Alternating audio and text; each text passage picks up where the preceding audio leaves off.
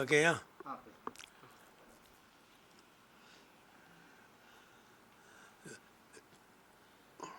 இந்திய யூனியன் முஸ்லீம் லீகு திராவிட முன்னேற்ற கழக தலைமையிலான மதச்சார்பற்ற முற்போக்கு கூட்டணியில் தேர்தலிலே பங்கு பெற்று பாபநாசம், வாணியம்பாடி ஆகிய 2 தொகுதிகளில் நாங்கள் வெற்றி பெற்றோம். வெற்றி பெற்ற பிறகு தமிழ்நாடு அரசியலில் எந்த ஒரு கட்சிக்கும் மெஜாரிட்டி அறுதி பெரும்பான்மை இல்லாத காரணத்தினால கவர்னருடைய ஆட்சி தமிழ்நாட்டில் திணிக்கப்பட்டு அதன் மூலமாக இன்றைய மத்திய அரசில் ஆளக்கூடிய பாரதிய ஜனதா கட்சி ஆட்சி வேரூன்றி விடும் என்ற பரவலான பேச்சு தொடர்ந்து தமிழ்நாட்டில் நிலவியது. இந்த சூழ்நிலையில் பெரும்பான்மையான 108 தொகுதிகளில் வெற்றி பெற்றிருக்கிற ஜோசப் விஜய் அவர்களுடைய தலைமையிலேயே கூடிய தமிழக வெற்றி கழக ஆட்சியை அமைப்பதற்கு இந்தியன் முஸ்லீம் லீக் உள்ள 2 உறுப்பினர்களும் தங்களது ஆதரவை தர வேண்டும் என்று இந்தியன் முஸ்லீம் லீகுடைய உயர்மட்ட குழுவிலே நாங்கள் தீர்மானம் நிறைவேற்றி அறிவித்தோம். உயர்மட்ட குழுவிலே அறிவித்த அந்த தீர்மானத்தில் 3 விஷயங்களை நாங்கள் சொன்னோம். ஒன்று, முஸ்லீம் லீக் என்பது தமிழ்நாட்டில் உள்ள முஸ்லீம் சமுதாயத்துடைய பிரதிநிதித்துவ சபை. இது சாதாரண அரசியல் கட்சி என்று யாரும் நினைத்து விடக்கூடாது. 60 லட்சத்துக்கு மேற்பட்டு வாழக்கூடிய முஸ்லீம் சமுதாயத்துடைய பிரதிநிதித்துவ சபையாக இருக்கக்கூடியது தான் முஸ்லீம் லீகு. அதனால் முஸ்லீம் சமுதாயத்துடைய உணர்வு, அவங்களுடைய விருப்பம், அவங்களுடைய எண்ணம் எந்த திசையில் செல்கிறதோ அதனை மதித்து அதனை போற்றி அதன்படி நடக்க வேண்டிய பொறுப்பு முஸ்லீம் லீகிற்கு இருக்குது என்ற ஒரு செய்தி.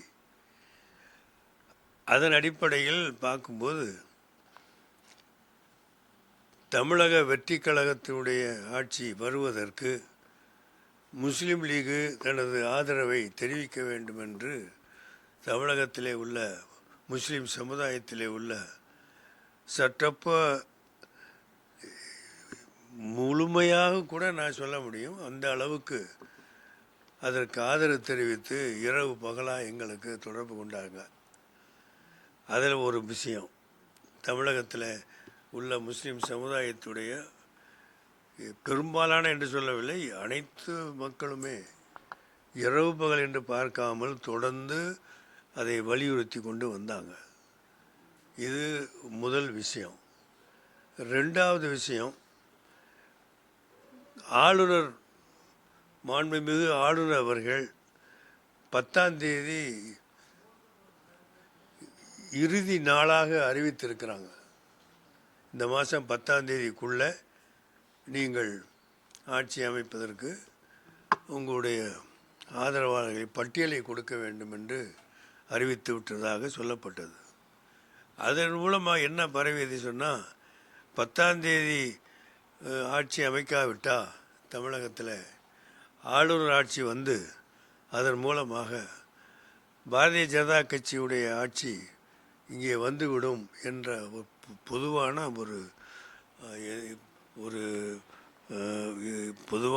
ஒரு அச்ச உணர்ச்சி எங்கே பார்த்தாலும் பரவி வந்தது. இதையெல்லாம் உள்வாங்கித்தான் நாங்கள் 10ஆம் தேதி காலையில் எங்கள் உயர்மட்ட குழுவை கூட்டினோம். அந்த கூட்டத்தில் முடிவெடுத்தோம். சமுதாயத்துடைய ஒட்டுமொத்தமான ஆதரவும் எதிர்பார்ப்பும் இருக்கிற அடிப்படையில் நாம் திராவிட முன்னேற்ற கழக கூட்டணியிலே தொடர்ந்தாலும் நாம் இந்த ஆட்சி அமைவதற்கு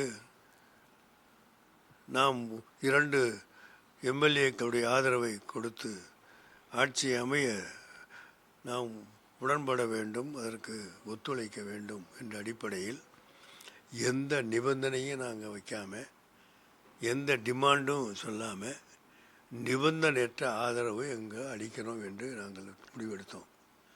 அப்படி முடிவெடுத்து 2 எம்எல்ஏக்களும் ஆதரவு அளித்தாங்க. அதோட மற்ற நண்பர்களும் ஆதரவளித்தாங்க. அந்த ஆட்சி அமைந்தது. ஆட்சி பெரும்பான்மை நிரூபிக்கப்பட்டிருக்கிறது.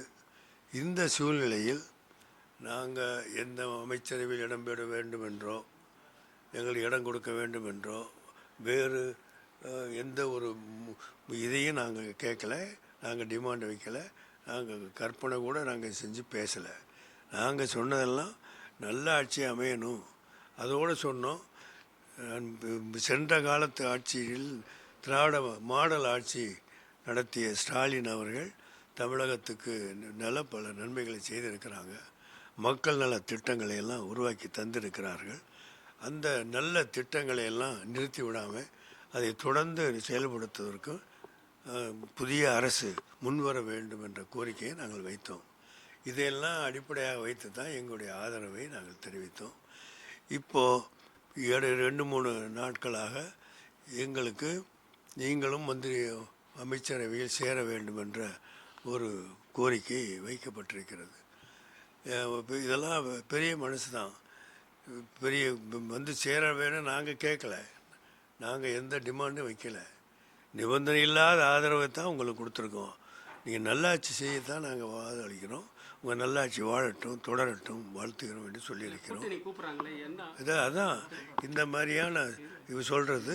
இப்போ எங்களை கூட்டணி மந்திரி சபையில் இடம்பெற வேண்டும் என்ற ஒரு பெருந்தன்மையோடு அவங்க எங்களை அழைச்சிருக்காங்க. இது நாங்கள் எதிர்பார்க்காத ஒரு விஷயம்.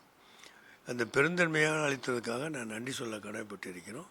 அதே நேரத்தில் இந்திய முஸ்லீம் லீகை பொறுத்தவரையில் நாங்கள் எடுக்கக்கூடிய அரசியல் முடிவுகள் எல்லாம் 2 முக்கியமான திட்டங்களை போய் இருக்கும். அகில இந்திய அளவில் நான் தேசிய தலைவர், நேஷனல் பிரசிடென்ட்டு நான் இருக்கிறேன் என்றாலும் பொலிட்டிக்கல் அட்வைசரி கமிட்டின்னு ஒன்று இருக்குது. பொலிட்டிக்கல் அட்வைசரி கமிட்டியுடைய சேர்மன் யாருன்னு சொன்னால் கேரளாவுடைய பிரசிடென்ட்டு சாதிக் அலி தங்கல் தான் அதோடைய political advisory committee chairman. Political advisory committee கூடி தான் கேரளாவில் இத்தனை அமைச்சர்கள், யார் யார் அமைச்சர்கள் என்று முடிவு எடுப்பாங்க. அந்த அடிப்படையில் நாங்கள் என்ன பண்ணோம், இந்த கருத்து எங்களுக்கு சொல்லப்பட்ட உடனே பொலிட்டிக்கல் அட்வைசரி கமிட்டியை நாங்கள் கான்டாக்ட் பண்ணோம். அவங்க காலையில் கூடி அவங்க என்ன முடிவு எடுத்தாங்க அப்படின்னா, இது அமைச்சர்கள் சேர்றதுக்கு தடை கிடையாது, நீங்கள் சேர்ந்து கொள்ளலாம் அப்படின்னு காலையில் எங்களுக்கு அறிவித்தாங்க. இப்போ அதுக்கு தான் நாளைக்கு 11 மணிக்கு முஸ்லீம் லீகுடைய தமிழ்நாடு உயர்மட்ட குழுவை நாங்கள் கூப்பிட்டுருக்கோம். அந்த கூட்டத்தில் தான் இந்த பொலிட்டிக்கல் அட்வைசரி கமிட்டியுடைய முடிவு, நாங்கள் கூட்டணியில் சேரணும், இந்த அமைச்சர்கள் இடம்பெறணும் என்பதை ஏற்றுக்கொண்டு நாம் அறிவிக்க இருக்கிறோம். அதான் நாளைக்கு நடக்க இருக்கு. நாளைக்கு காலையில் 11 மணிக்கு. அழைத்த நோக்கம் என்ன நினைக்கிறீங்க? எந்த நோக்கத்துக்கு அழைத்திருக்காங்க நினைக்கிறீங்க? இல்லை, ஆட்சியை நிரந்தரமான ஆட்சியை கொண்டு போகணும், நல்ல ஆட்சி நடக்கணுங்கிற அபிப்பிராயத்தை அழைச்சிருக்காங்க. அவ்வளோதான். வேறு எந்த நோக்கத்தில் அழைக்க முடியும்? வேறு எந்த அடிப்படையில் அழைக்க முடியும்? நல்லாட்சி நடக்கணும்னு நாங்கள் சொல்கிறோம். நல்லாட்சி நடக்கணும் என்பதுக்கு தான் ஆதரவு கொடுத்துருக்குறோம். அதே மாதிரி நல்லாட்சி தொடர்றதுக்கான ஒரு யூகமாக அவங்க நினைத்து எங்களையும் ஆட்சியில் சேருங்கன்னு சொல்லியிருக்கிறாங்க. அந்த அடிப்படையில் தான். அது கம்யூனிஸ்ட் கட்சி சொல்கிறாங்க. அது மாதிரி கண்டிஷன் நாங்கள் வைக்கலையே. எங்களுக்கு எந்த கண்டிஷன் கிடையாது. நாங்கள் தான் முன்னாடி சொல்லிட்டோமே, எங்களுக்கு எந்த கண்டிஷன், இப்போ நிபந்தனையற்ற unconditional support for formation of the government of Tamil Nadu under the leadership of Joseph விஜய்னு நாங்கள் எழுதி கொடுத்துட்டோம்.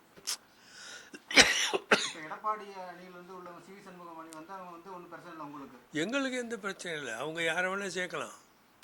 ஏன்னா அதை சேர்க்கறது, அதாவது நாங்கள் எங்களுடைய முடிவு என்ன, 1989 எடுத்த எங்கள் ஆல் இண்டியா கமிட்டியுடைய முடிவு என்ன அப்படின்னு சொன்னால், பாபரி மஸ்ஜித் இஷ்யூவை அவங்க கிளப்பினதுனால, பிஜேபிக்காரவங்க கிளப்பினதுனால ஆல் இண்டியாவில் 1989 3 நாள் பாம்பேயில் நடந்த கூட்டத்தில் 3 days கான்ஃபரன்ஸ், அதில் பாம்பே டிக்ளரேஷன் நாங்கள் சொன்னோம்.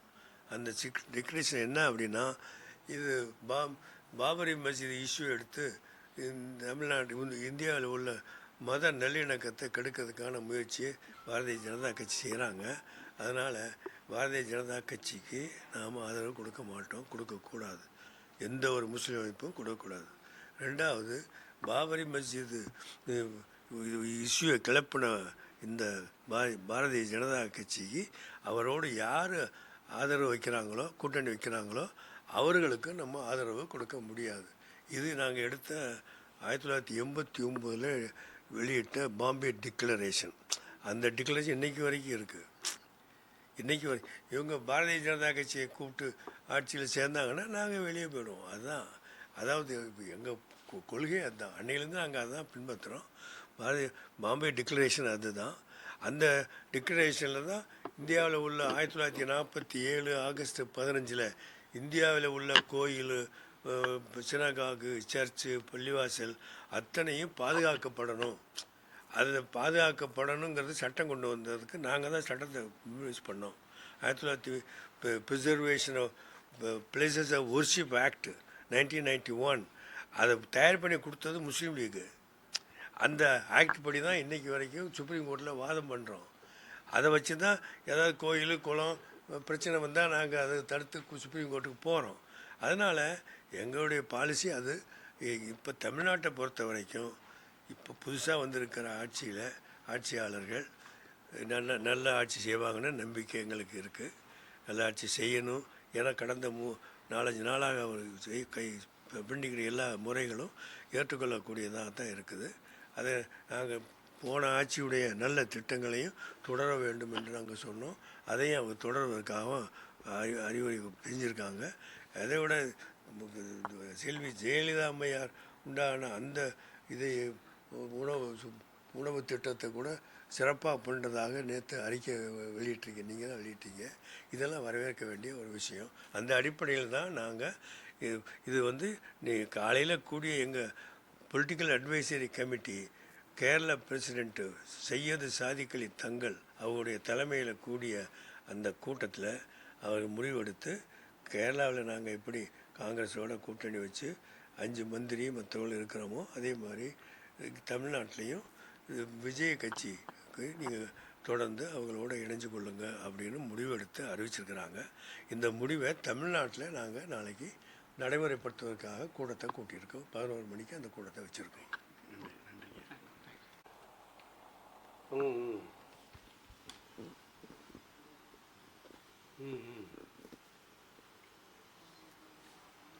சரி, போயிட்டு வந்துடுங்க. சரி சரி சரி சரி சரி